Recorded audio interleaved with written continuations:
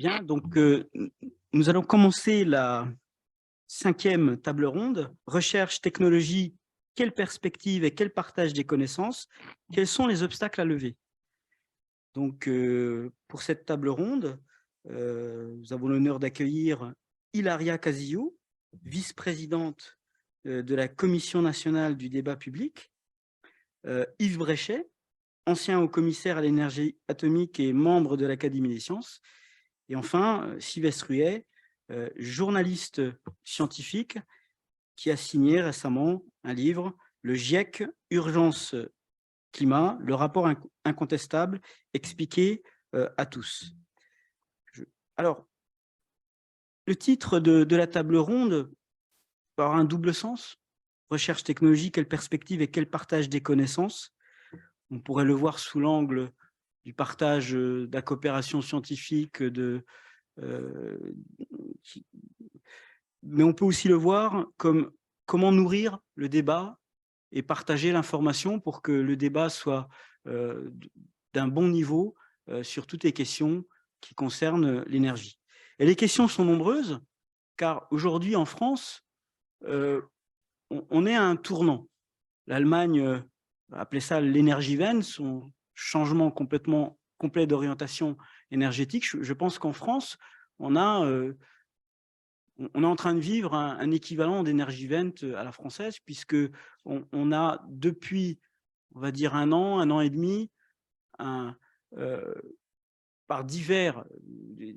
pour diverses raisons, divers actes, la question énergétique se pose de façon nouvelle et les débats publics, je pense, sont beaucoup plus apaisés. Je pense à deux événements, les scénarios de RTE 2050, qui en octobre 2021, qui ont mis sur la table toutes les options qui étaient possibles.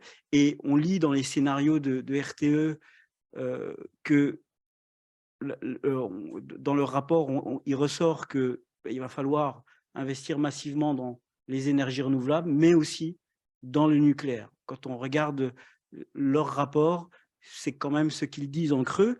Et ça a été, comment dire, un tournant dans les débats, parce que pour la première fois, il y a pratiquement une unanimité pour dire que la question climatique va être réglée en augmentant notre production d'électricité. Ce n'était pas si évident que ça dans les années précédentes. Même RTE disait que stabilisation de la production électrique, voire parfois la baisse, etc. Et ça a apaisé les débats aussi sur le mix électrique. Et puis, il y a aussi le discours de Belfort. Il faut dire, le président de la République, le même qui a fermé Fessenheim en février 2022, fait une série d'annonces qui remet la question du nucléaire au devant de la scène comme une énergie bas carbone indispensable pour l'avenir, et qui remet aussi l'ambition de développer massivement les énergies renouvelables. Et ce tournant-là, c'est un défi industriel, logistique, mais c'est aussi un défi pour le débat public. Parce que construire des dizaines et des dizaines de parcs éoliens de type de celui de Saint-Nazaire, construire une série de réacteurs EPR, il va falloir mener des débats pour faire comprendre les enjeux et avoir un débat de qualité. Et là, la question du partage de l'information et de la conduite des débats, elle est très, très importante, et on aura aussi besoin d'innovation de ce côté-là. Et justement, j'ai à mes côtés donc Hilaria Castillo, qui est donc vice-présidente de la Commission nationale du débat public, et j'ai envie de lui demander comment elle appréhende la période nouvelle qui s'ouvre, avec des débats qui vont être très importants, pas que sur le nucléaire, sur le renouvelable, sur la gestion des déchets, y compris, on pense aussi peut-être réouvrir des mines, parce que la question de l'énergie, c'est aussi une question minière, métallique. Est-ce que en France, on va vers ça? On sait que c'est pas facile, les discussions. Et voilà, c'est la question comment vous voyez les choses pour cette période qui s'ouvre? Merci, bonjour à toutes et tous et merci de l'invitation. Alors, la Commission nationale de débat public, je ne sais pas si elle est connue par tout le monde, peut-être par la plupart de vous, sans aucun doute, est une autorité administrative indépendante qui relève du Code de l'environnement et qui a la charge d'organiser les procédures. Et j'insiste sur ce mot parce que l'expression débat public est polysémique. Elle renvoie aussi à tous les échanges qu'on peut avoir dans la sphère publique entre plusieurs acteurs, mais elle renvoie aussi à une procédure qui est extrêmement encadrée par le Code de l'environnement en France, qui est aussi très ambitieuse parce que la France, il faut le dire au passage, dispose quand même des procédures législatives les plus à l'avant-garde sur la participation du public, du moins dans les textes, ce qui est quand même quelque chose à souligner. Parce que ça relève une certaine posture de législateur, au moins de législateur d'il y a 25 ans, parce que la CNDP a un peu plus de 25 ans. La Commission nationale du débat public, je vous disais, est une autorité administrative indépendante qui doit organiser deux choses. Elle est là pour garantir le droit à l'information et le droit à la participation de toute personne par rapport aux grands projets qui ont un impact considérable sur l'environnement et qui ont des coûts considérables et qui ont certaines caractéristiques. Donc, il est clair que par la Commission nationale de débat public passent tous les gros projets, les grands projets qui structurent le pays. À l'heure actuelle, bien évidemment, il y a pas mal de projets qui sont liés aux transitions énergétiques et écologiques, au processus de décarbonation. Donc, nous avons bien évidemment un débat public qui vient de se terminer sur le programme nucléaire, nouveau programme nucléaire de EDF. La Commission nationale du débat public a accompagné aussi le gouvernement dans la concertation nationale sur le mix énergétique, une concertation qui s'appelait Notre avenir énergétique se décide maintenant. Et par la Commission passe aussi pas mal de débats et de projets qui sont liés à l'éolien offshore.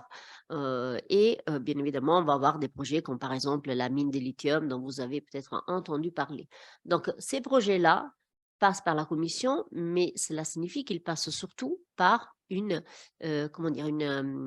échange avec les citoyennes et les citoyens. C'est ce qui compte. La CNDP, il faut le rappeler, est indépendante, mais elle est aussi et surtout neutre. C'est une autorité qui gère les échanges avec le public sur ces projets structurants, mais qui jamais donnera un avis. Donc, lorsque nous produisons nos rapports pour dire aux décideurs, que ce soit un maître d'ouvrage comme ODEF ou un décideur public, un ministère, voilà, le gouvernement ou autre, nous sommes là pour donner à voir la parole du public, jamais pour dire le programme il est faisable, il est infaisable, il est bon, il est mauvais, il est opportun, il est inopportun. Nous donnons à voir la parole du public. Et il est fondamental de débattre de ces projets-là aujourd'hui, parce que les transitions ont besoin quand même d'une adhésion, et j'insiste sur ce terme, pas d'une acceptabilité.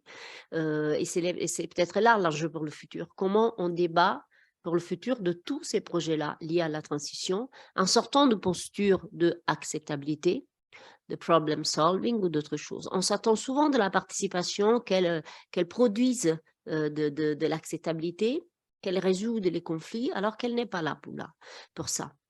Les procédures de débat public servent tout d'abord à respecter un droit, ça il faut le comprendre, donc il y a une approche très pragmatique. On fait des débats publics parce que c'est le droit de chacun d'être informé et de pouvoir s'exprimer. Mais c'est aussi bien de le faire, c'est opportun de le faire parce que ça améliore la qualité des décisions, ça rend plus soutenable et ça permet surtout aux décideurs de comprendre quelles sont les conditions de faisabilité de certains projets à l'échelle nationale et à l'échelle locale. Donc, il est important que la manière dont on va rentrer dans cette série de débats sur les projets qui sont liés à la transition amène tous les acteurs, notamment les porteurs de projets, à rentrer dans cette optique-là. Je ne parle pas de co-construction parce que ce n'est pas non plus l'objectif de la participation citoyenne. L'objectif de la participation citoyenne est de respecter les droits qui reviennent à toute personne, bien évidemment, mais aussi d'éclairer les décideurs, de lui donner davantage d'informations. Or, on n'aura pas une bascule, on n'aura pas une adhésion large de la population si la manière de décider ces projets n'est pas effectivement partagée. La responsabilité in fine revient aux décideurs, bien évidemment, à la démocratie représentative aussi. La loi LPEC, elle est votée par les parlementaires quand même, et c'est une voie structurante pour l'avenir énergétique de la France. Donc, il est clair que la démocratie participative doit éclairer le gouvernement et surtout aussi les parlementaires. On a vu aussi des rendez-vous imminents. Et ça, c'est quelque chose d'important. Mais la partage de ces décisions, on va dire, avec les citoyens est important et je pense qu'on n'a pas besoin de rappeler les différents types d'actualités pour dire que il y a certes des décisions qui sont voilà, légales, mais elles ne sont plus perçues comme légitimes par les citoyens. Et donc, comment on rattrape l'écart entre le légal et le légitime? Le débat public, la procédure de débat public est un chemin pour rattraper cet écart entre le légal et le légitime. Et pour l'instant, je m'arrêterai là.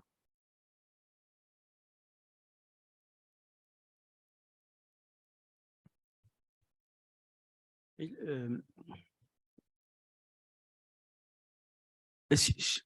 alors, pour relancer, partir de ce qui vient d'être dit, le, le débat public, tout le monde n'est pas au même niveau d'information et à un moment donné, on est obligé de s'en remettre à des expertises scientifiques, des expertises émanant d'institutions étatiques, et se pose la question de la confiance qu'on peut accorder à ces institutions-là. Je sais que Yves Bréchet avait écrit un texte qui avait été très diffusé à l'époque sur la discrétisation de l'expertise publique, un danger pour la démocratie. Alors, voilà, la disqualification de l'expertise publique, un danger pour la démocratie. Et à la lumière de ça, comment construire une confiance par rapport à des outils d'expertise que se donne l'État? Je pense à l'IRSN, l'ASN, l'Académie des sciences qui produit du savoir, y compris vulgarisé. Comment lutter contre cette défiance? Première question. Puis la deuxième question, peut-être par rapport aux nouvelles technologies émergentes, enfin les nouvelles technologies, aux, aux, aux grands enjeux autour de captage carbone, stockage de l'électricité, le nouveau nucléaire. Comment partager l'information sur les enjeux qui sont liés à ces technologies-là? Voilà, deux grandes questions que je voulais vous poser. Oui. Bien, alors, plusieurs points. Je pense qu'il y a un certain nombre de caveats à donner. Le premier, évidemment, c'est ce que j'appelais la disqualification des experts. Il ne suffit pas d'être concerné pour être compétent. Ça, c'est la première chose. Et le deuxième aspect, qui est qu'une expertise, ça met du temps. Ça met du temps à se construire, ça met du temps à se transmettre. Donc ça, c'est le premier point. Le deuxième point dont il faut se méfier, il faut faire attention au mythe de l'expert omniscient et omnipuissant. Une véritable expertise scientifique et technique, c'est par définition une expertise qui est collective. C'est un corpus de connaissances qui se construit avec une communauté scientifique qui est capable de porter un jugement sur cette expertise. Et ça, c'est quelque chose qui est très important à garder en tête. Il n'y a pas un monsieur machin qui connaît tout. Le troisième point, et ça, c'est pas spécialement, c'est quelque chose qu'on voit aussi de manière assez récurrente, il y a le fantasme de l'idée géniale étouffée. Alors, je veux dire, l'idée géniale étouffée, pardon. Il y a le fantasme de l'idée géniale étouffée. Le nombre de fois où j'ai vu arriver des moteurs à eau sur mon bureau, des mouvements perpétuels, je pourrais faire un jour, j'écrirai un article sur la quantité de trucs rigolos que j'ai pu arriver sur ma table, voir arriver sur ma table. Alors, je veux dire, il y a dans l'histoire des sciences des ruptures épistémologiques. C'est pas si fréquent que ça de voir des blocages technologiques. Donc ça, je pense que c'est aussi important à garder en tête. Il faut aussi se méfier du syndrome de « il vaut mieux ne rien faire tant qu'on ne sait pas tout ». On a vécu dans ce principe de précaution, il vaut mieux ne rien faire tant qu'on ne sait pas tout. La première conséquence, c'est que vous ne roulez pas à vélo. Parce qu'il n'y a pas actuellement de théorie qui vous permette de comprendre exactement comment un vélo tient debout. Donc, il faut aussi revenir à ce niveau-là. Je pense que c'est quelque chose qu'on a malheureusement oublié. Parmi les multiples choses qu'on a oubliées de l'héritage du siècle des Lumières, c'est le principe du coût-bénéfice. C'est-à-dire quel est le coût de faire, quel est le coût de ne pas faire, quel est le principe du bénéfice-risque. Quand on décide de vacciner une population, on évalue le risque de la vaccination avec le bénéfice de la vaccination. C'est comme ça que le siècle des Lumières a essentiellement introduit les probabilités dans la décision politique. Donc ça, je pense, c'est aussi quelque chose qu'il faut qu'on réapprenne. Alors, maintenant, sur la manière dont le débat public peut apparaître, moi, je pense qu'on a beaucoup à apprendre de nos amis vikings. Nos amis nordiques, vous savez que les Vikings ont 1000 ans de démocratie derrière eux. Quand ils décidaient de brûler un monastère, ils décidaient ça collectivement. C'est peut-être pas ce qu'ils pouvaient faire de plus judicieux. Mais enfin, toujours est-il que il se trouve que j'ai participé pendant quelques années à la Commission nationale d'évaluation des déchets radioactifs. Il y avait quelqu'un qui était dans cette commission qui était le responsable des déchets nucléaires en Suède. Il s'appelle Claes Tagerström. Ça m'a beaucoup marqué parce qu'il m'a dit, si vous voulez parler aux gens, il faut déjà être en état de les écouter. Si vous voulez être en état de les écouter, il faut les mettre dans des conditions dans lesquelles ils peuvent vous parler. Et ce que Claes Tagerström a fait, il était patron de l'entreprise privée qui gérait les déchets nucléaires. Je ne vous laisse pas imaginer comment ça se passera en France. Une entreprise privée qui gère des déchets nucléaires, on en ferait une crise d'urticaire. L'entreprise privée en question, chaque semaine, 2 à 3 soirs par semaine, Claes Tagerström allait voir les gens dans la population et il m'a dit, j'ai choisi de ne jamais faire de réunion à plus de 20 personnes. Et on peut se dire que c'est tactique, mais en fait, c'est très profond. Il ne faisait jamais de réunion à plus de 20 personnes parce que quand 2 personnes sur 20 personnes ne veulent pas qu'une réunion se tienne, il y a les 18 autres qui leur disent « on a envie d'apprendre, donc vous taisez ». Quand vous avez 20 personnes sur 200 personnes qui ne veulent pas qu'une réunion se tienne, la réunion ne se tient pas. Donc ça, c'est la première chose. Alors ça, on peut se dire que c'est de la tactique. Mais il y a quelque chose de beaucoup plus profond, qui est à mon avis quelque chose qu'on n'a pas encore intégré, qui est que ça n'est pas les mêmes personnes qui parlent devant un groupe de 20 personnes, qui prennent la parole, qui ont le courage de porter un message et qui prennent la parole devant un groupe de 200 personnes. Alors, ce qu'ont fait les Suédois dans le domaine de la gestion des déchets nucléaires, ça a pris grosso modo 15 ans, à raison de 2 réunions par semaine, 2 à 3 réunions par semaine, et 3 ingénieurs qui prenaient cette peine-là. Ils ont mis 15 ans. Mais le résultat, c'est qu'au bout de 15 ans, la population s'est appropriée la gestion des déchets nucléaires parce qu'on avait un véritable respect de la population, parce qu'on les avait mis en état de parler. Et quand les Antilles du site de stockage sont arrivés à Oskarshamn, c'est la population qui les a remis à l'eau. Parce qu'il a dit, ça fait 10 ans, ça fait 15 ans qu'on en parle, les gens nous ont parlé, on a discuté avec eux, on a pu tout visiter, on a pu aller voir et on a confiance. Et la confiance, ça prend du temps, comme l'expertise.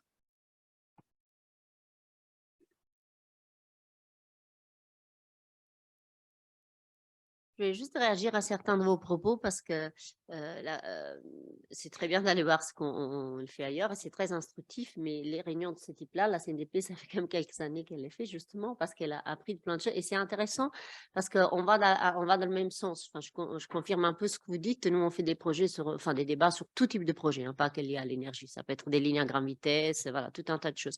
Et on a appris aussi par la pratique qu'il y a des moments à l'échelle collective de 200, de 500, de 1000 qui sont bien, mais quand on veut faire, on va dire, adopter une approche un peu plus délibérative, un peu plus éclairante pour tout le monde, le petit nombre, 20, 25, 30, un accompagnement, la possibilité de donner accès à tout un tas d'informations plurielles, contradictoires, un peu aux personnes qui participent. Et tout d'abord, comme vous dites, les écouter, c'est d'ailleurs pas un hasard, on apprend d'abord à lire et puis à en écrire, d'être un peu voilà. D'abord, on va dire la compréhension, l'écoute et puis peut-être la production. Mais ça, on le sait, on le pratique en France aussi, dans des procédures institutionnelles. Et ça, je tiens beaucoup à le souligner. Ce n'est pas que des porteurs de projets privés, c'est les services publics de la participation, hein, la CNDP, c'est ça. Et quand nous organisons des réunions à 15-20 personnes avec des expertises plurielles, avec un travail fin, quand on va vers des publics les plus éloignés, on a par exemple des partenariats avec ATD Carmonde qui nous ont fait travailler avec 5 personnes, 5.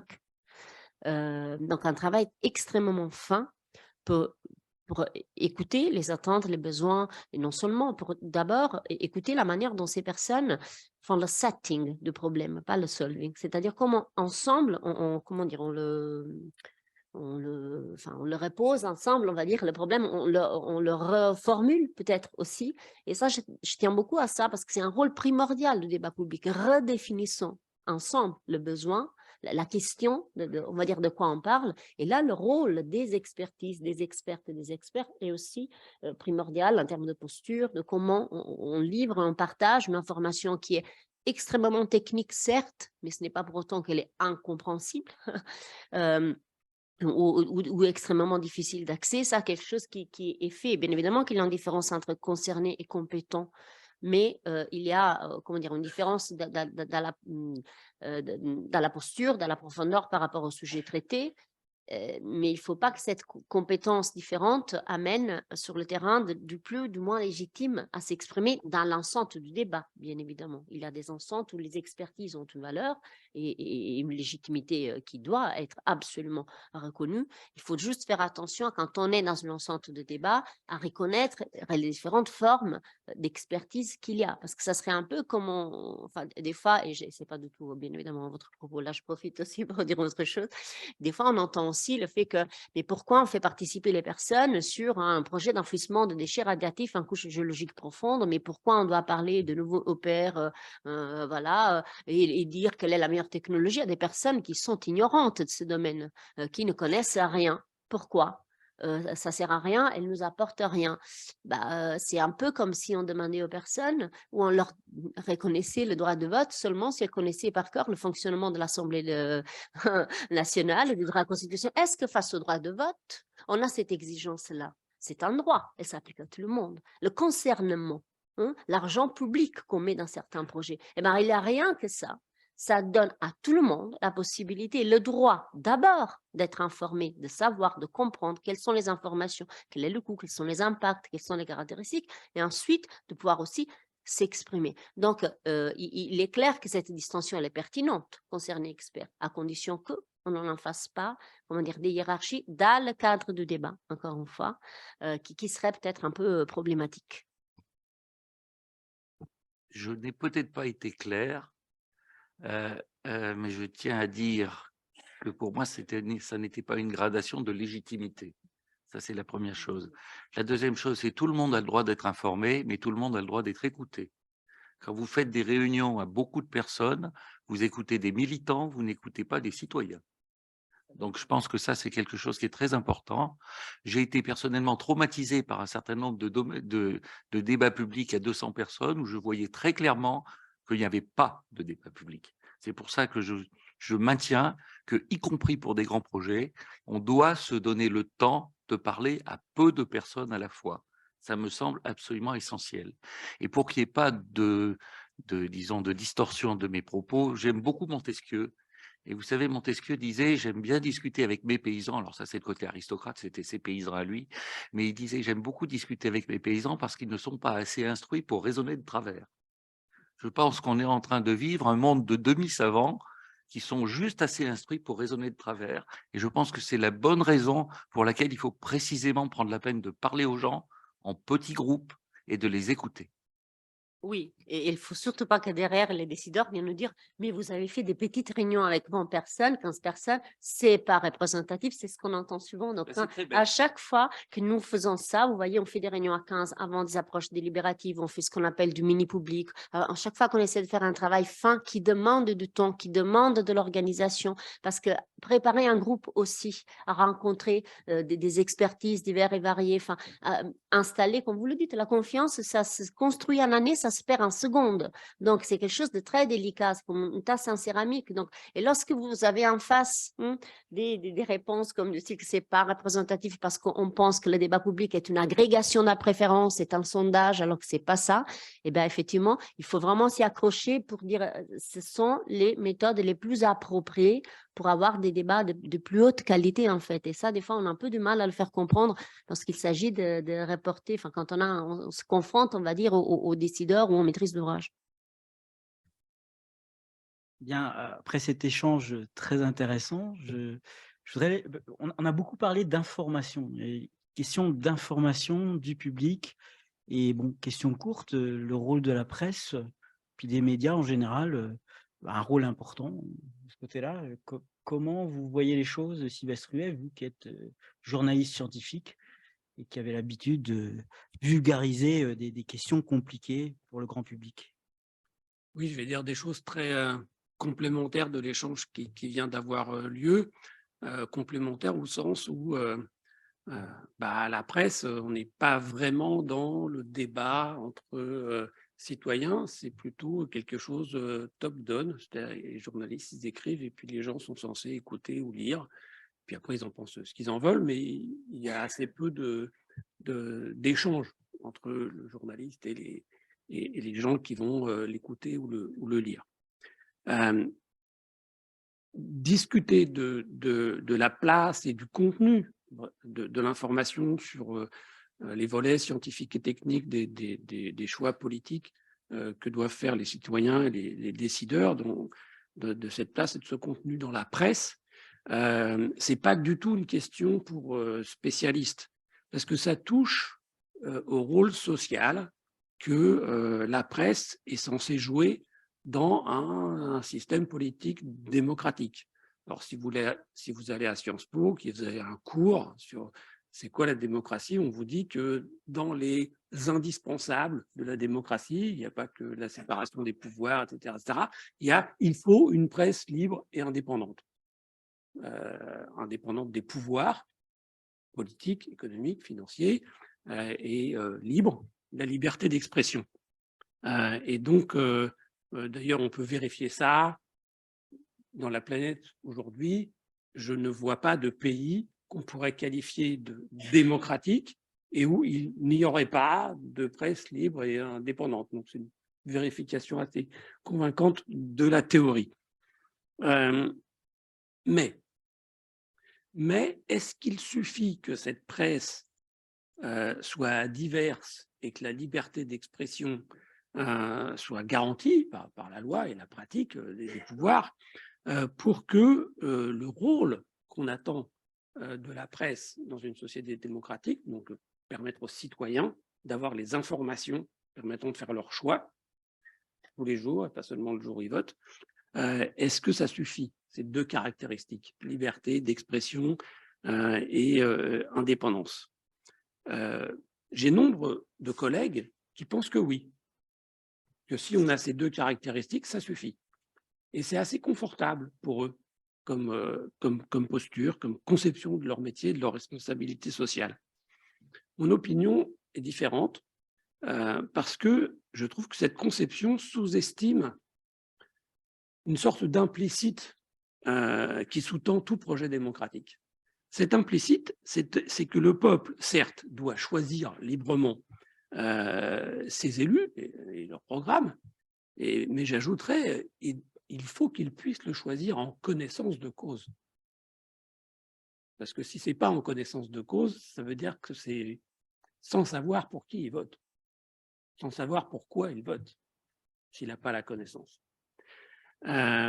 Or, là, on est en train de discuter de choix, de programmes techniques qui font appel à des connaissances scientifiques et techniques de très haut niveau, très complexes, dont certaines ne sont apprises dans le système éducatif que 3 ou 4 ou 5 années après le bac. Et donc, on voit bien qu'on a un problème fondamental par rapport à notre objectif, notre souhait de vivre dans une société démocratique. Comment on fait pour que dans la conversation entre citoyens, comment on fait pour que le dialogue entre les citoyens et puis les candidats aux élections, par exemple, cette dimension de connaissance soit d'un niveau tel qu'on puisse dire à la fin que oui, le processus il est vraiment démocratique parce que les gens ont compris, savaient pourquoi ils votaient ou contre quoi ils votaient. Alors, pour connaître, il faut être formé. Bon, ça, c'est le rôle de l'école, c'est pas le mien. Et puis après, il faudrait être informé quand on n'est plus à l'école. Ça, c'est le rôle, non, entre autres, pas que, mais c'est évidemment le rôle de la presse. Si la presse n'avait pas le rôle d'informer, je ne vois pas trop à quoi elle pourrait servir. Et donc, la première chose qu'on peut dire, c'est que comme on vit dans des sociétés qui sont de plus en plus dépendantes de technologies qui font appel à des connaissances complexes et de très haut niveau, pour être démocratiques, nos sociétés doivent consentir un investissement collectif et individuel, soyons un peu sévères avec nous-mêmes, et individuel, un investissement intellectuel, de travail, donc de la tête, et financier, ça prend du temps, de l'argent, pour partager le plus possible les connaissances qui sont impliquées dans les choix qu'on doit faire de programmes d'énergie ou d'aménagement du territoire, d'agriculture. C'est valable pour partout où il y a de la science et de la technique, et maintenant il y en a partout. Et le problème, c'est qu'il faut être lucide, c'est très délicat de partager ce savoir. Je vais vous le dire un peu brutalement. Moi, j'ai une carrière de journaliste spécialisé en sciences depuis 1986. J'ai écrit des milliers d'articles. J'ai passé des milliers d'heures à lire des articles scientifiques, à discuter avec des chercheurs de tout niveau pour essayer de faire des articles. Et je vous dis une chose qui est horrible, je sais que j'ignore la majorité des connaissances enseignées en première année d'université et d'école d'ingénieurs. Alors vous allez vous dire, oui, vraiment, il est nul celui-là.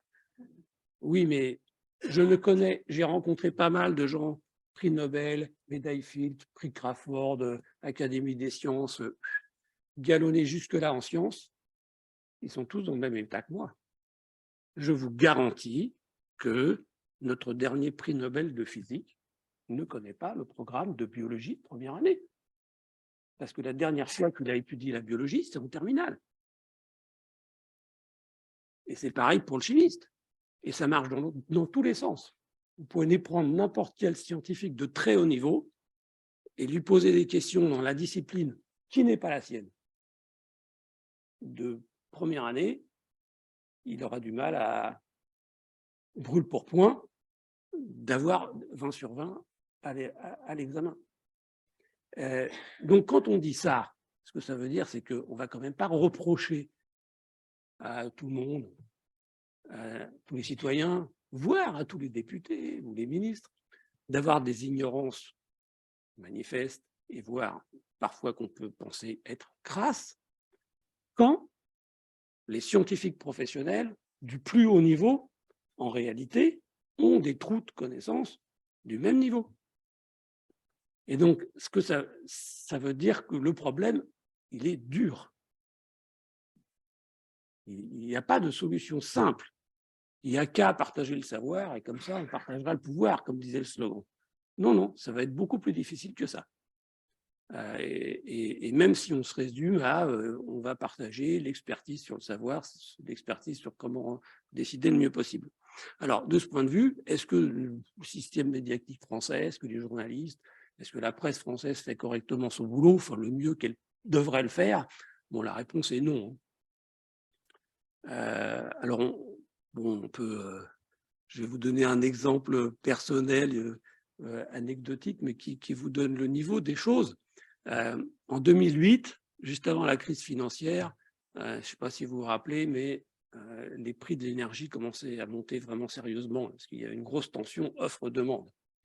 Donc la direction de Libération, je travaillais à l'époque, décide de faire un hors-série sur l'énergie dans le monde, avec des papiers sur plein de choses, sur l'énergie, etc. Moi, à l'époque, on devait être plus que 2 journalistes en sciences au journal, on ne me demande pas mon avis, mais par hasard, je tombe sur le sommaire. Je le regarde, quand même, et donc je croise le directeur de la rédaction dans un couloir 1 heure après, et je lui dis, Laurent, c'est Laurent Geoffrin, Laurent, c'est quand même emmerdant, vous avez prévu 0 article sur le charbon. Et Laurent Geoffrin, qui est directeur de la rédaction d'un grand quotidien national de qualité, ancien chef du service économique du journal, qui me répond, mais enfin, c'est important le charbon? Voilà, compétences, capacité, voilà. Donc, du coup, ils m'ont demandé de faire un article sur le charbon, ok. Et je vais vous donner un deuxième exemple de à quel... quand l'élite, je veux dire par là les gens qui sont dans des postes à responsabilité, voire de pouvoir, etc., ont un comportement vis-à-vis de la connaissance qui flingue la possibilité d'avoir des discussions sérieuses au niveau politique avec les citoyens, etc. À la commission dont on a parlé, la commission qui s'occupe de l'indépendance énergétique, qui essaye de comprendre comment on en est arrivé là, quoi. Dans les premières personnes auditées, il y avait une scientifique, très haut niveau, anthropologue, directrice de la recherche au ministère de la Transition écologique, qui donne des cours, par exemple, à l'École nationale des travaux publics, donc qui forme nos ingénieurs, avec comme slogan, on va former les ingénieurs de l'aménagement du territoire durable, etc. etc. Bon, elle est auditionnée sur qu'est-ce qu'une anthropologue peut dire sur ce que les gens pensent de l'énergie en général, de l'électricité, du nucléaire, etc. Et quand même, quand on est auditionné à l'Assemblée nationale, on parle sous serment. On a prêté serment de dire la vérité. Alors, rien que la vérité, ce que je sais, ce que je vous dis, c'est sûr. Et donc, elle dit carrément aux députés qui l'auditionnent que quand il y a eu l'accident de Tchernobyl, dans la région où elle habitait, dans les Alpes-Maritimes, il y a plein d'enfants dans les écoles maternelles qui ont été contaminés par la radioactivité de Tchernobyl dans leur bac à sable dans les écoles maternelles et qu'ils ont eu des leucémies. Ça rigole pas, hein, cancer du sang, les mômes, quand on a ça en général, ça se termine très mal très vite. Et puis elle dit, puis aussi c'est le cas aussi des bergers en Corse, il y a eu plein de cancers à cause de Tchernobyl. Et elle dit 2 fois, et c'est étayé scientifiquement. Bon, les députés n'osent pas trop réagir, parce qu'il n'y a pas vraiment de spécialistes en épidémiologie des faibles doses à l'Assemblée nationale. Mais quand même, le lendemain, la dame a reçu un courrier. Madame, est-ce que vous pouvez nous donner les sources de vos affirmations? Vous avez dit c'était scientifiquement, donc ça doit être des études publiées. Est-ce que vous pouvez nous les donner? Parce que quand même. Et donc la dame a quand même été obligée de leur répondre que, bon, en fait, non. Qu'elle avait dit ça, mais que, en fait, c'est une rumeur qu'elle avait entendue. Et que, comme elle avait prêté serment, elle leur demandait d'effacer ses propos du procès-verbal. Alors, je vous dis ça parce que dans la presse française, les âneries sur les sciences, les techniques et sur le nucléaire en particulier, il y en a à la pelle. Vous avez pu lire dans la presse française que Tchernobyl a fait 1 million de morts. C'est arrivé dans des quotidiens nationaux, régionaux, etc. J'arrête tout de suite la liste parce que ça serait très, très, très long. Et donc, on peut se demander comment on opère pour avoir un débat public de qualité si non seulement la presse ne fait pas le bien, la bonne information, la meilleure possible, en sachant que c'est difficile, parce qu'on s'adresse à des gens qui, souvent, ils n'ont pas les bases. Souvent, je dis la différence entre l'information sur les sciences et le foot, c'est que mon collègue du service sport, il n'a pas besoin de réexpliquer à chaque compte-rendu de match de foot que ça se joue à 11 contre 11 avec un arbitre et qu'il faut mettre le ballon dans les buts. Mais en fait, la science et la technique, c'est ça souvent. Il faut rappeler des choses qui datent d'il y a 150 ans dans l'histoire des sciences et qui ne sont pas encore partagées par la plupart des gens. Mais si en plus on ajoute à ça des mensonges, des âneries, voilà, ça devient de plus en plus difficile. Alors je m'arrête avec juste un exemple de ça. Les enquêtes d'opinion qu'on avait il y a 2-3 ans sur qu'est-ce que les Français comprennent de la relation entre les énergies nucléaires et le changement climatique, bah, je vous donne le résultat. 44% des Français qui pensent que les centrales nucléaires émettent beaucoup de gaz à effet de serre, relativement à un peu, pas du tout, et je ne sais pas. Qui a convaincu autant de Français, surtout qu'il y en a 36 qui étaient un peu, non, pardon, assez, par rapport à beaucoup, bah, c'est difficile d'avoir un débat correct du point de vue de la qualité de l'information sur est-ce qu'on utilise ou pas cette source d'énergie pour faire face au problème du changement climatique, si on a quasiment la moitié de la population qui croit un truc complètement dingue sur la relation entre l'énergie nucléaire et puis la production d'électricité bas carbone. Je m'arrête là. Oui, enfin, en complément à ce que vient de dire Sylvestre, Je pense qu'il y a plusieurs choses. La connaissance scientifique est un métier. Et effectivement, on est dans des situations où on peut connaître très bien un morceau et pas bien le morceau d'à côté, voire pas du tout le morceau d'à côté. Par contre, la démarche scientifique est un bien commun. Et moi, je l'ai expérimenté. Je vais vous donner un exemple personnel. Quand je suis arrivé comme au commissaire à l'énergie atomique, il se trouve qu'il y a plein de gens qui font de la biologie au CEA. Je veux dire, je connaissais rien sur la biologie au CEA. J'ai pris des cours de biologie à raison de 3 fois 2 heures par semaine pendant 2 ans. Je connaissais toujours rien à la biologie du chat, mais au moins je comprenais les questions qui se posaient. Et je pense qu'on peut acquérir non pas une compétence, parce que ça serait abusif, mais on peut au moins acquérir une communauté de réflexion pour comprendre les questions qui se posent. Et ça, je pense que c'est absolument essentiel. Et puis, la deuxième chose, il y a une question qui est une question d'intégrité. Il y a 2 phrases. Une phrase de Jean Rostand, il disait: «Il y a peu de choses qui soient aussi bêtes qu'un scientifique qui se prononce de manière définitive sur un domaine qui n'est pas le sien». Et Jean Rostand était un bon scientifique. Et la deuxième chose, c'est un exemple de quelqu'un qui est un peu oublié, c'est un prix Nobel de physique qui s'appelle Alfred Kastler. Alfred Kastler était prix Nobel de physique, on lui pose une question sur le nucléaire. Alfred Kastler n'était pas du tout contre le nucléaire, il était fondamentalement contre le nucléaire de l'île Longue et du nucléaire militaire, mais il n'était pas contre le nucléaire civil. Mais il avait refusé de répondre. Et la réponse de Kastler, ça avait été: «J'ai un avis là-dessus, mais je ne vous le donnerai pas, parce que le titre que je porte, en tant que prix Nobel de physique, donnerait à cet avis un poids excessif par rapport au contenu de compétences qu'il contient». Et je pense que ça, c'est vraiment un exemple assez profond de ce que la compétence scientifique doit conduire. Elle doit aussi apprendre à se taire.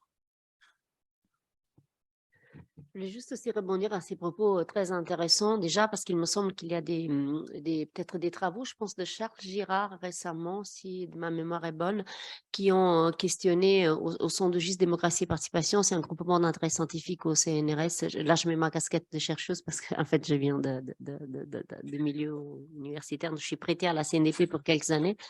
Et je pense qu'il a fait des travaux intéressants sur la manière dont on pourrait mettre un peu de délibératif dans les médias et à poser clairement la question que vous entendez. Donc, je pense que ça serait des travaux très intéressants à aller voir de côté de la recherche sur quel futur des médias, quel est le rôle des médias et leur type de positionnement, comment ils font le tour des arguments, quelle injonction argumentative, etc. C'est des réflexions qui me paraissent très intéressantes. Et je voulais aussi apporter un petit témoignage au sens à la CNDP. On est quand même un observatoire privilégié parce qu'on entend la parole du public.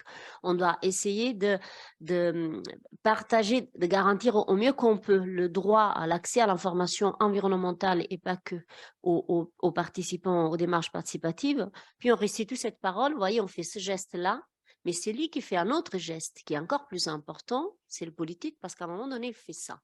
Et ça, c'est peut-être les connaissances techniques, scientifiques. Ça, c'est ce que la société est prête à faire. Elle pondère, elle choisit. Et si elle choisissait tout le temps en écoutant les experts, on le saurait, ce qui n'est pas forcément le cas. Et c'est peut-être plein non plus très opportun, au sens où à un moment donné, on fait les choix comment dire, on prend en compte différentes choses et on les pondère.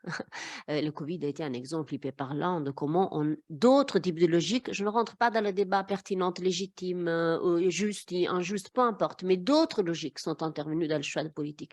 Et j'ai vu souvent les experts et les expertes, les chercheurs, justement, être démunis face à ce geste-là du politique qui pondérait dans des logiques qui leur apparaissaient complètement absurdes, et même des fois aux citoyens, aux citoyennes.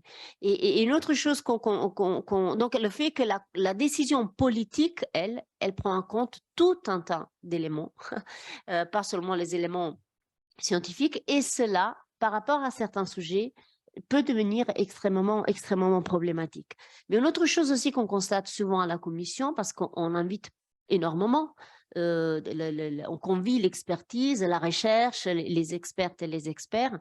Et il faut savoir qu'un atelier de la CNDP aux réunions, surtout celle en mini-public, donc avec très peu de personnes, démarre toujours par un moment appeler un parcours d'information, en tout cas où on pose les termes du débat. On ne démarre pas directement en écoutant, sauf si on veut renverser un peu la logique et on commence à écouter les personnes, soit sur le territoire concerné, soit sur tout un tas d'idées qu'ils ont. Par exemple, quand on a fait des réunions sur la teneur en étrate agricole de l'eau, on a démarré par d'abord une réflexion à l'échelle de table de 7-8 personnes sur quelles étaient les idées qu'ils avaient ou des questionnements qu'ils pouvaient avoir sur l'eau en général, sur l'eau de leur région. Et à partir de là, l'expert s'est plutôt positionné en réponse qu'à un important discours descendant. Donc, on peut avoir après plusieurs méthodes, mais on démarre toujours par ce partage des termes de débat et ensuite, on passe un moment plus de délibératif, d'échange et de discussion avec une construction dans le temps, bien évidemment, de ces ateliers.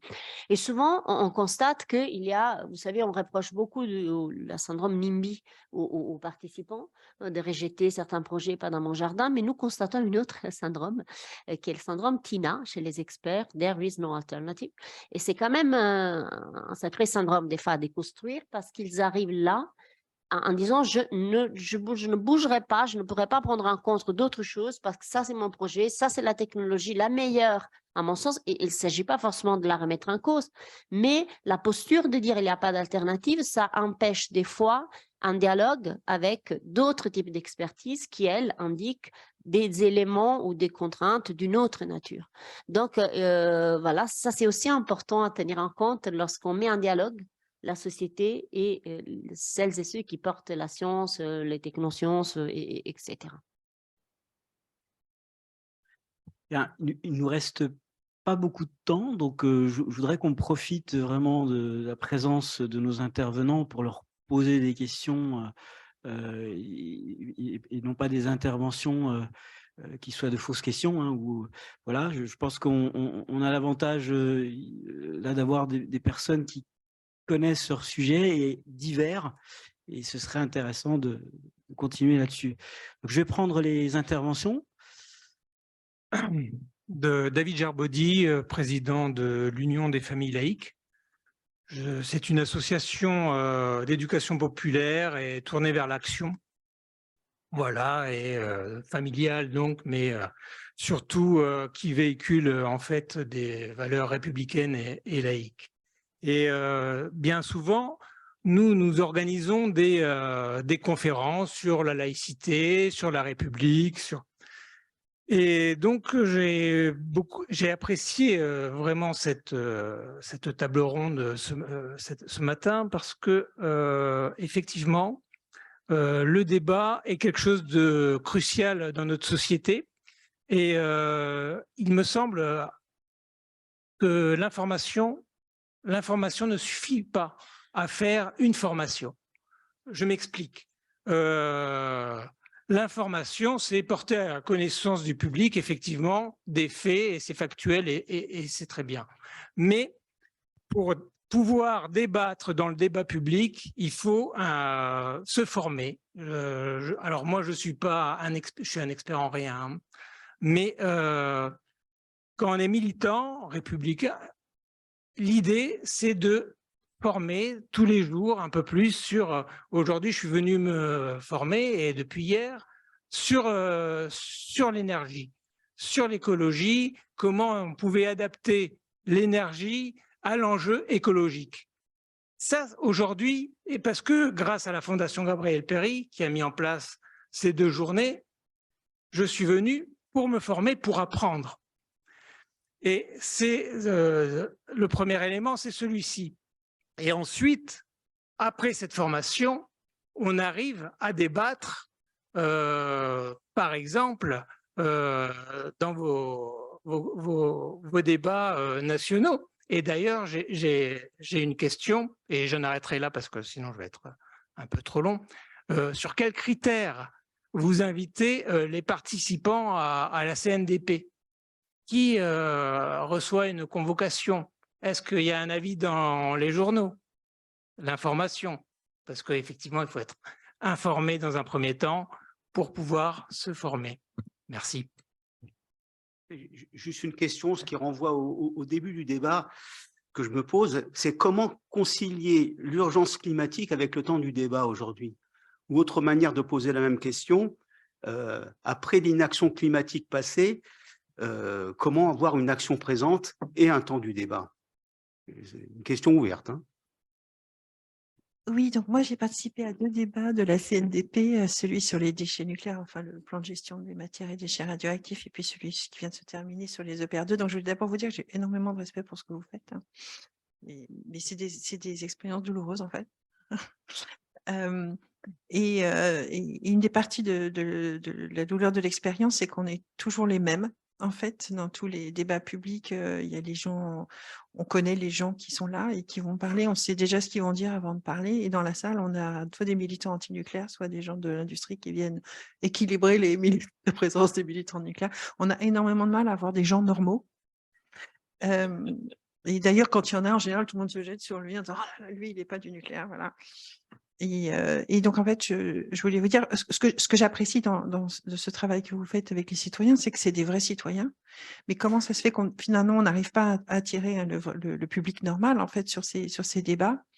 Et je pense, enfin, moi, j'ai une opinion là-dessus, hein, c'est que c'est un effort. C'est un investissement, justement, comme dit monsieur, s'il faut investir du temps, essayer de comprendre. Et en fait, je pense que d'ailleurs, le seul moyen, c'est d'aider les gens à développer leurs connaissances, mais c'est un acte individuel qu'ils font, en fait. On peut pas, c'est vraiment leur démarche, voilà. Donc, est-ce que c'est pas la limitation de l'exercice, en fait? Bonjour, moi je suis Frédéric Tatou, alors individu lambda, mais disons anciennement spécialiste en sécurité informatique.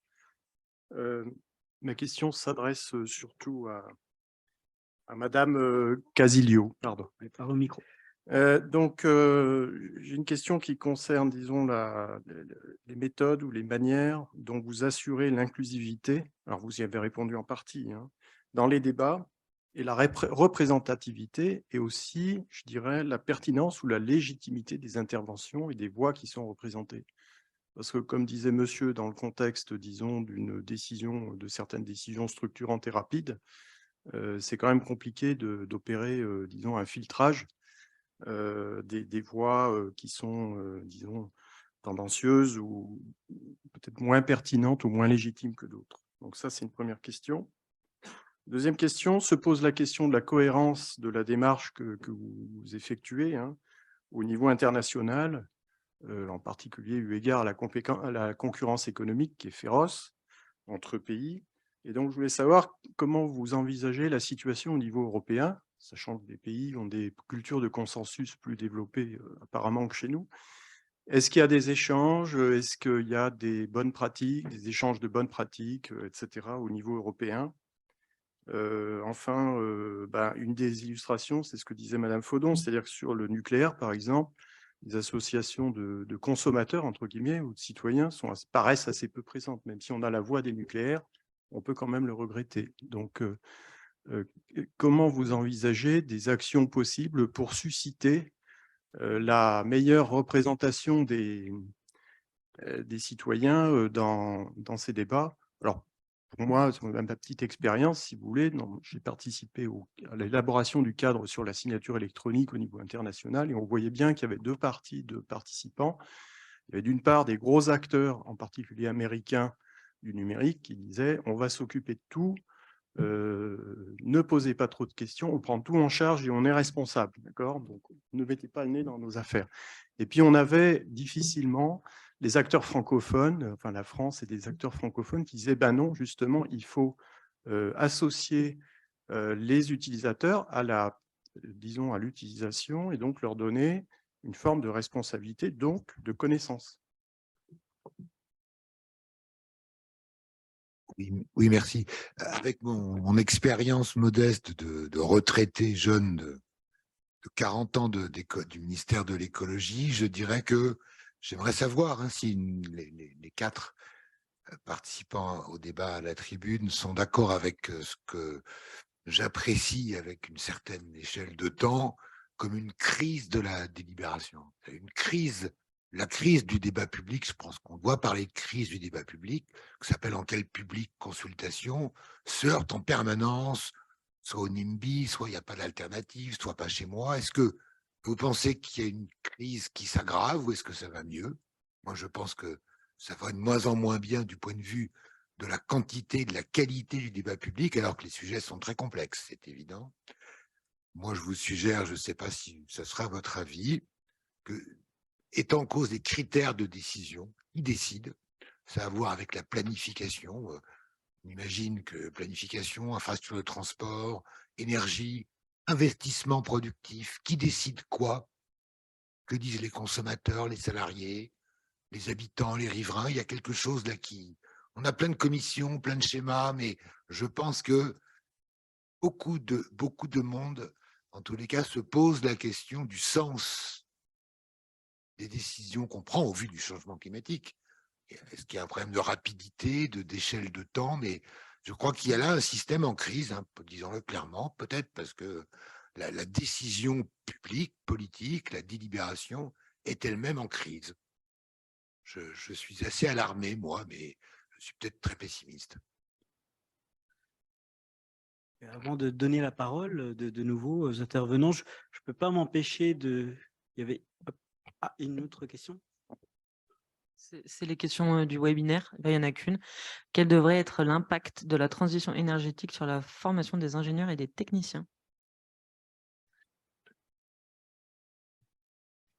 Oui, donc, avant de donner la parole aux intervenants, je ne peux pas m'empêcher de citer la revue progressiste qui avait fait un dossier intitulé Expertise scientifique et décision politique. Vous pouvez le télécharger d'ailleurs sur le site gratuitement.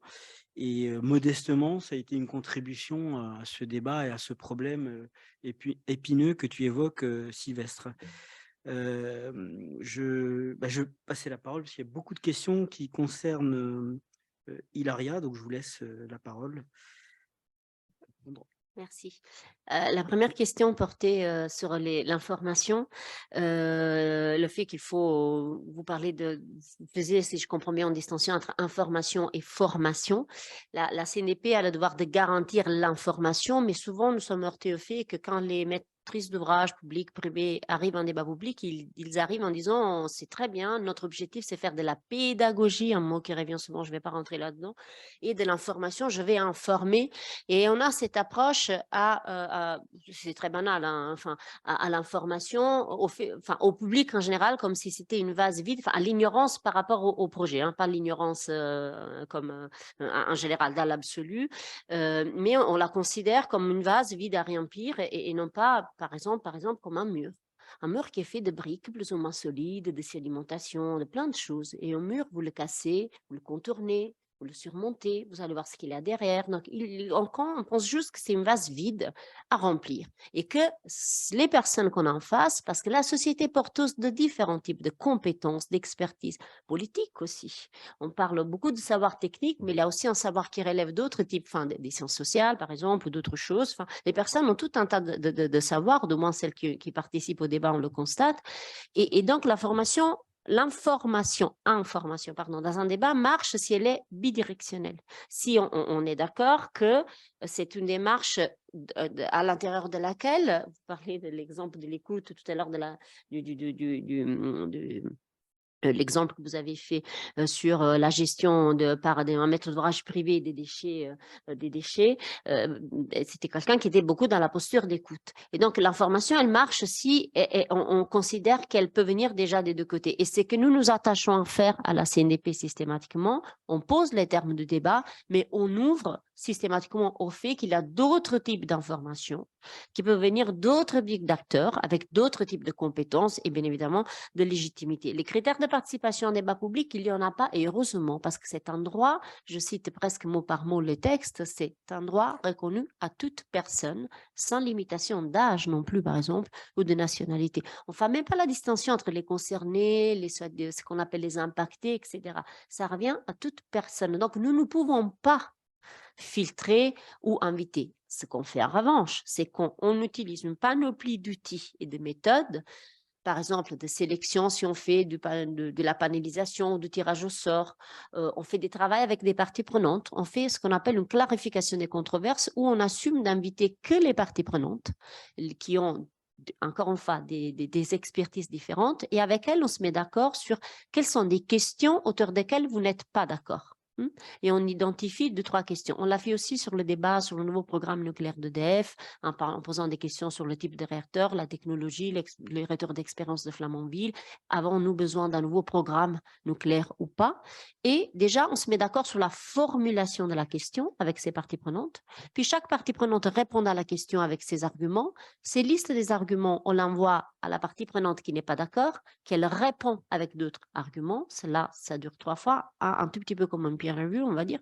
Et à la fin, c'est la commission qui gère le débat de manière indépendante et neutre, au sens où elle va pas donner son avis, ses argumentaires, fait une synthèse, elle la soumet aux participants et dit, est-ce que vous vous retrouvez dans cette synthèse?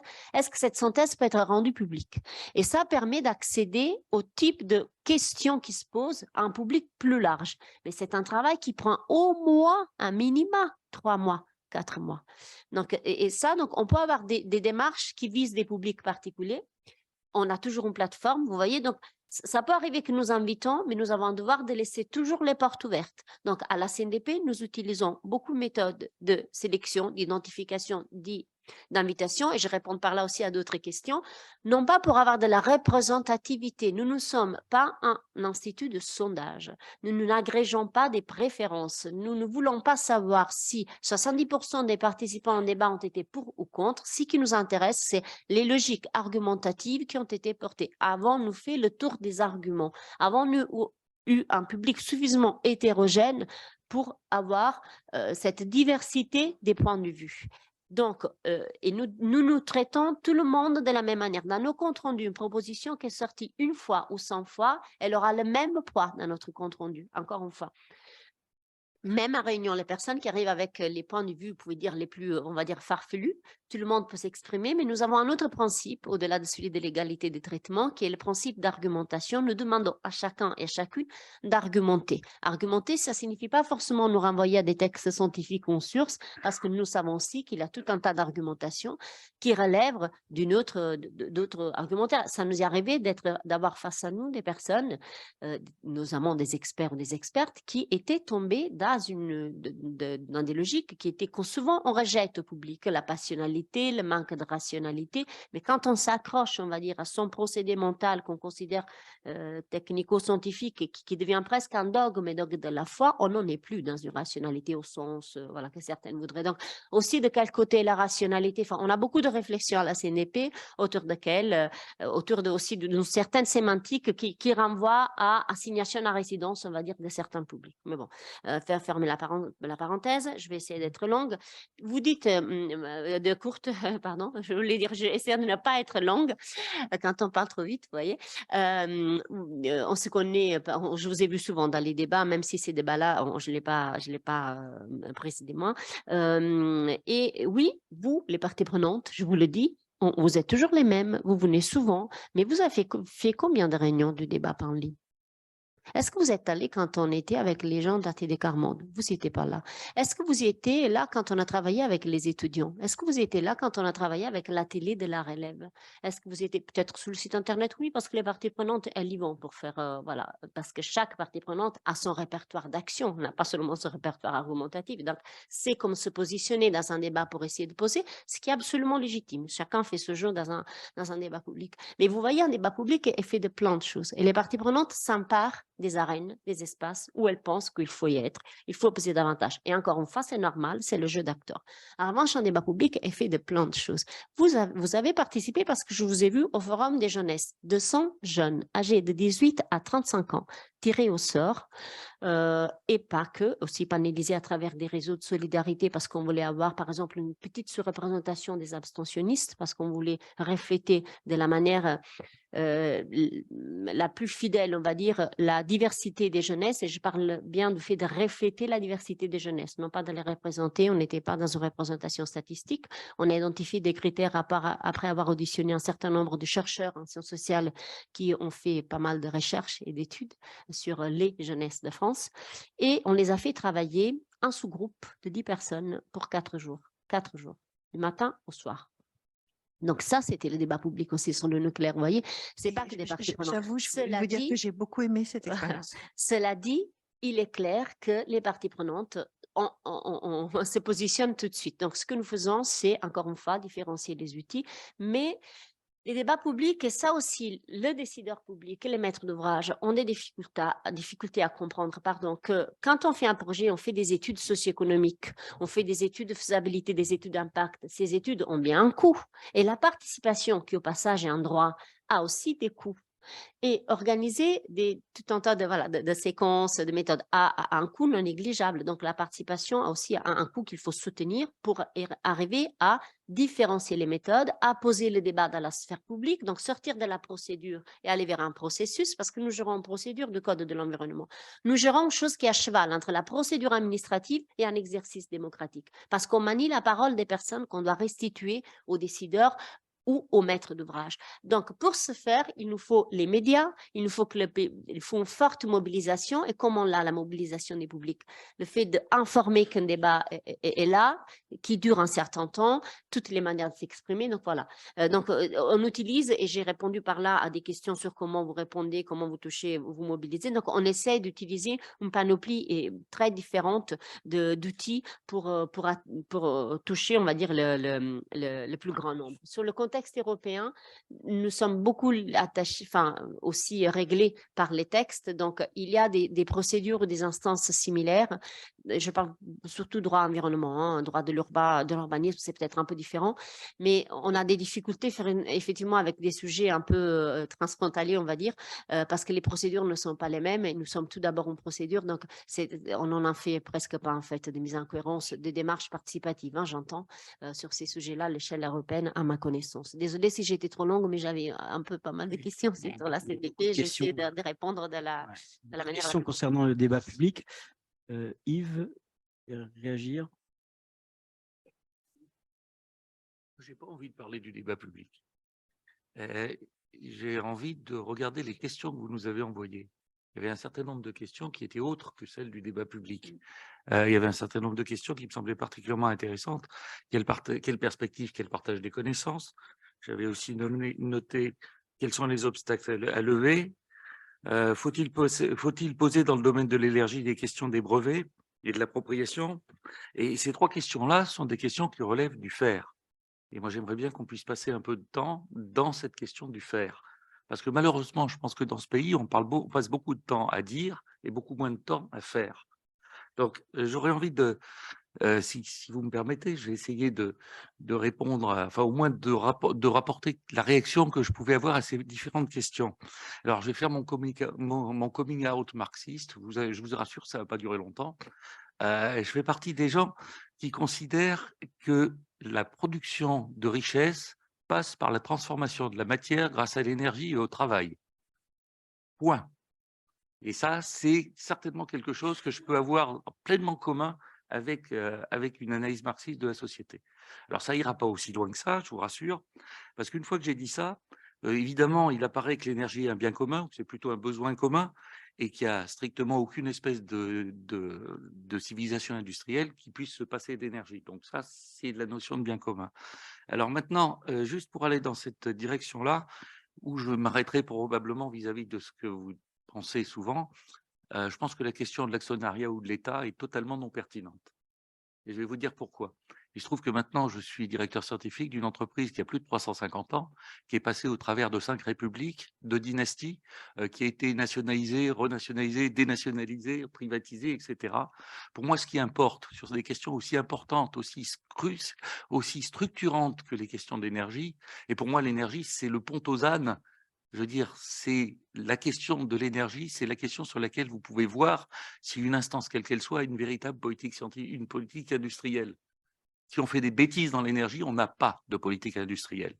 Alors maintenant, la question de savoir est-ce qu'on a des actionnaires ou est-ce qu'on a des représentants élus est non pertinente. Vous pouvez avoir des actionnaires qui ont une vision en long terme de leur entreprise et vous pouvez avoir des dirigeants élus qui font n'importe quoi. Et malheureusement, j'ai vécu ça d'un peu près. Donc pour moi, la vraie question, c'est de savoir est-ce que les gens qui prennent les décisions sont en état de prendre des décisions qui sont des décisions de long terme pour quelque chose qui est un bien public absolument nécessaire pour pouvoir avoir une société industrielle. Alors après, juste quelques remarques. Un autre point qui me semble essentiel, le problème du réchauffement climatique, c'est un problème urgent. C'est un problème sur lequel, à force d'avoir procrastiné, on finit par se trouver dans une situation où on a vraiment des difficultés à faire. Donc, ça veut dire qu'il faut faire avec les technologies qu'on a disponibles. Ça nous semble absolument essentiel. Il faut dire qu'il faut qu'on prépare les technologies de demain tout de suite, hein, et pas qu'on les considère comme acquises. Le deuxième point que je voulais faire, c'est que quand on pense à l'économie, et quand on pense à l'énergie, on peut se dire qu'il y a un problème de relation entre l'énergie et les ressources. Les ressources pour faire de l'énergie et aussi ce que je vais faire avec l'énergie en termes d'utilisation des ressources. Et ça pose tout un tas de choses. Alors, je ne vais pas rentrer dans le détail, mais quand on se pose la question disons, de ce qui peut être partagé, je dirais mon expérience à la fois du monde académique et du monde industriel est qu'on partage beaucoup plus facilement les choses qui sont très en amont. On partage plus facilement au niveau des TRL, disons des disponibilités, de la mise en œuvre technique quand elle est très en amont du moment où elle va pouvoir vous rapporter des sous. Et c'est là qu'il faut commencer à faire la mutualisation. Donc, on peut mutualiser des connaissances, on peut avoir des projets communs.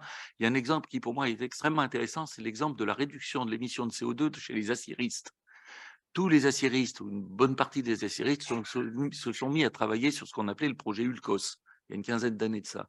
L'analyse du projet ULCOS a conduit à évaluer les différentes technologies qui étaient possibles et à voir quelle était la R&D qu'il fallait pour pouvoir réduire les émissions de CO2 des aciers. Dans le même temps, la force motrice, ça a été aussi une force motrice de profit. C'est-à-dire, on a diminué considérablement les émissions de CO2 pour fabriquer une tonne d'acier parce qu'on a voulu augmenter l'efficacité des hauts fourneaux. Donc ça aussi, c'est quelque chose qui est important, c'est de se dire, compte tenu de la situation dans laquelle on se trouve, il faut pouvoir mettre en œuvre toutes les forces motrices qui peuvent permettre d'aller dans cette direction-là. Bon, je vous ai parlé des aciers, si vous prenez le problème de la capture du CO2, c'est un truc, c'est évident qu'il va falloir travailler ensemble sur ces choses-là pour savoir, ne serait-ce que si c'est faisable ou pas. Mais ça veut dire ensemble, c'est quoi? C'est les cimentiers, c'est les aciéristes, c'est les verriers. Il faut que tous ces gens-là se disent, et c'est les pétroliers, il faut que tous ces gens-là se disent, bon, si on arrive à trouver une solution massive pour régler ce problème-là, tout le monde va en bénéficier. Et ça, c'est la question qu'il faut se poser tout de suite. L'électrification des fours, ça je le vois d'un peu près avec Saint-Gobain, c'est facile de décider dans un ministère, paf, je claque les doigts, vous avez qu'à électrifier tous les fours. Quand vous allez regarder le détail du problème, c'est quelque chose qui est difficile. Actuellement, il y a une action commune entre AGC et Saint-Gobain pour électrifier un four, au moins partiellement. Ce sont deux entreprises concurrentes.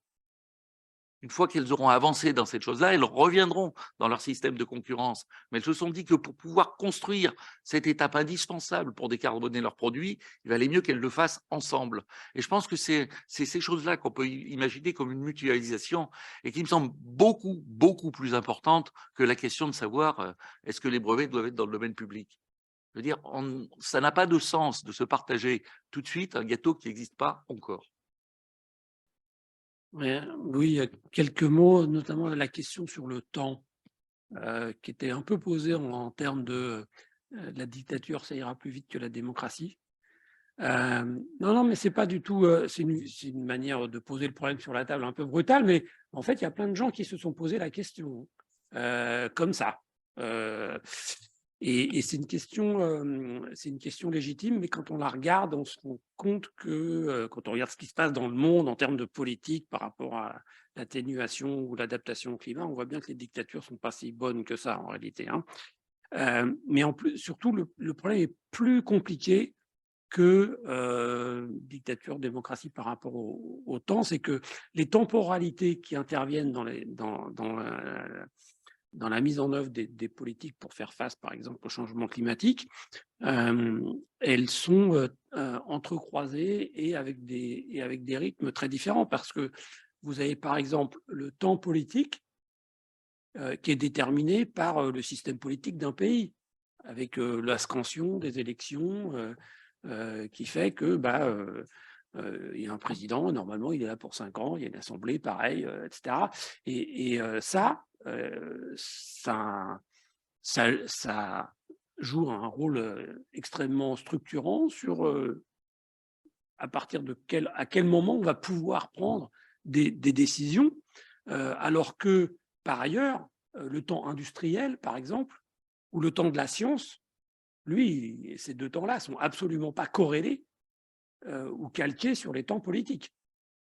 Par exemple, sur le temps industriel, dans le cas qui nous occupe, hein, les barrages ou les centrales nucléaires, on est sur des dimensions temporelles qui sont beaucoup plus longues que les temps politiques. Et donc, de savoir comment on fait pour, malgré cette décorrélation totale de ces deux temps, pouvoir quand même prendre les bonnes décisions à temps, c'est pas du tout trivial comme sujet. Et puis bon, quand la science et la technologie viennent impacter ça en faisant soit des choses qu'on n'arrive pas à faire, soit au contraire des découvertes qui changent complètement la donne, ça peut être très très compliqué. Et le temps de la CNDP, lui aussi, il est, contrairement à ce que on aurait pu rêver, il n'est pas nécessairement corrélé avec le temps des décisions. Parce que le temps des décisions, lui aussi, il est impacté par les réalités, par exemple, industrielles. Bon, pour prendre qu'un exemple simple, si on veut que les chantiers des EPR2 démarrent en 28, ou en 27 ou en 28, et il faut qu'il y ait des choses qui soient réalisées en 24. Par exemple, de commander à l'industrie les composants. Donc, si on attend 28 pour commander les composants, bah non, on se prend 3 ans dans la vue. Alors, ça ne veut pas dire que il faut soumettre le temps citoyen et le temps politique à des temps industriels, mais nécessairement, ça ne va pas toujours être corrélé. On ne peut pas les rabouter sur les mêmes scansions, ce n'est pas possible. Et donc, nécessairement, il y aura des contradictions entre ces différents temps. La seule chose qu'on peut dire, c'est que, par exemple, pour que certaines décisions aient un effet, eh bien, s'il faut 6 ans d'écart entre la prise de décision et l'effet, aucune structure politique, aucun vœu ne pourra changer ça. En ce qui concerne le temps du débat, moi je dirais qu'il y a un mythe qui est souvent répété, oui, les Français, il n'y a pas eu de débat démocratique sur le nucléaire. Bon, le journaliste rigole quand il entend ça. Il rigole parce qu'il sait que ça fait 40 ans que le sujet énergétique qui a suscité le plus d'articles, le plus de livres, le plus de manifestations, le plus de prises de position, le plus de prise de parole de dirigeants politiques ou de militants, c'est le nucléaire. Donc c'est le truc dont on a le plus discuté. Le pétrole, les manifestations liées au pétrole, il y a quoi? Il y a quand il y avait des marées noires, on faisait une manif à Paris, et quand on augmente la taxe, il y a les gilets jaunes. Bon, c'est à peu près tout, quoi, en 40 ans. Alors que le nucléaire, il y a des manifs tous les ans. Donc le débat, il existe. Et je vais terminer sur une chose. Pour qu'il soit de qualité, j'ai dit, il y a un truc indispensable, c'est que la presse soit de qualité de ce point de vue-là. Il ne faut pas que de la liberté et de l'indépendance, il faut aussi de la compétence, etc. Et ce n'est pas facile quand vous avez si peu de compétences sur ces sujets dans les milieux journalistiques, vraiment si peu. Et en plus, il y a de moins en moins de journalistes. Hein. On vit dans un pays où, depuis 2009, tous les ans, il y a moins de cartes de presse distribuées. On est passé de plus de 37 500 à 34 000 quelque chose. On a perdu 3 700 cartes de presse entre 2009 et aujourd'hui. Donc, on est dans un pays, soi-disant, la société de la connaissance, l'information, etc., etc. Sachez que, d'un point de vue de l'emploi, côté des journalistes, c'est la catastrophe totale. Mais surtout, on a un problème de sincérité des dirigeants politiques. Moi, l'expérience que j'ai de comment les dirigeants politiques qui ont mis en place la CNDP considèrent l'exercice de la CNDP, en gros, ils s'en foutent, ils y participent très peu, ils ne sont pas du tout sincères dans leur perception de l'affaire, et très clairement, les gens qui l'ont voulu, beaucoup, notamment du côté des Verts, etc., c'était dans l'idée que ça allait pouvoir mettre en cause par la parole citoyenne des projets industriels dont ils ne voulaient pas. Et de la part des autres qui ont accepté le truc, c'est bien, on va pouvoir dire aux gens que, vous voyez, on vous écoute, etc. Et sur le mode cause toujours. Et ce manque de sincérité qu'on voit quand même, que moi j'ai vécu chez beaucoup de dirigeants politiques par rapport à cet exercice-là, évidemment ne favorise pas le fait que ça se passe le mieux possible en termes de participation, en termes d'écho, etc. Et c'est fort dommage parce qu'à la base, c'est des choses qu'il faut faire, la CNDP, le débat public aussi de ce type-là. Oui, une minute, juste pour livrer deux données, parce que ça serait compliqué d'entrer dans ces débats, etc. La CNDP est née suite à un grand conflit environnemental TGV Méditerranée où les opposants en avaient marre de ne pas être invités à un projet qu'ils contestaient. Ils ont fait eux-mêmes des réunions publiques où on pouvait débattre de tout, où tout le monde pouvait venir et où il fallait apporter des réponses. Ce sont les 3 éléments contenus ensuite dans le Code de l'environnement. C'est un constat de base de la science politique qu'un clash au sein de la société arrive à une mise en agenda politique qui n'était pas prévue. Suivance, réforme du dialogue environnemental, la mort sur un barrage d'un militant écologiste, hop, changement de code de l'environnement, élargissement des compétences. Donc, il y a des choses qui ne sont pas portées. Les débats publics est né d'une injonction participative qui vient de la société. Ça, il faut le rappeler. Donc, le législateur aussi, des fois, met en agenda ces choses-là. Premier élément. Donc, ce n'est pas ni forcément d'un parti des Verts. 2, 104% des projets, je parle de projets, pas de plans et programmes, la commission est compétente aussi sur les plans et programmes, qui sont soumis à débat public, ne sortent pas d'une procédure de débat, comment ils rentrent. Ils sont considérablement changés suite à un débat. Le débat a un effet. OK? Pour une raison simple, parce qu'il y a un système de reddition des comptes qui, certes, n'est pas à l'avant-garde, qui certes pourra et devrait être amélioré. Les décideurs, n'importe qui, les maîtres d'ouvrage qui saisissent la CNDP, et une fois que la CNDP a décidé la procédure, fait son compte rendu, ils sont obligés sous 3 mois de répondre et de dire ce qu'ils ont retenu ou pas de la participation des citoyennes et des citoyens. Ils ont une obligation de réponse. Dans cette réponse, on sait si ils continuent le projet, ils modifient le projet, ils ne font pas le projet. Néanmoins, là où je vous rejoins, c'est qu'il y a une prise de la décision. C'est quand même quelque chose de voir qu'on fait un débat public et 8 ans après, rien ne se fait. Ou alors les choses n'avancent pas.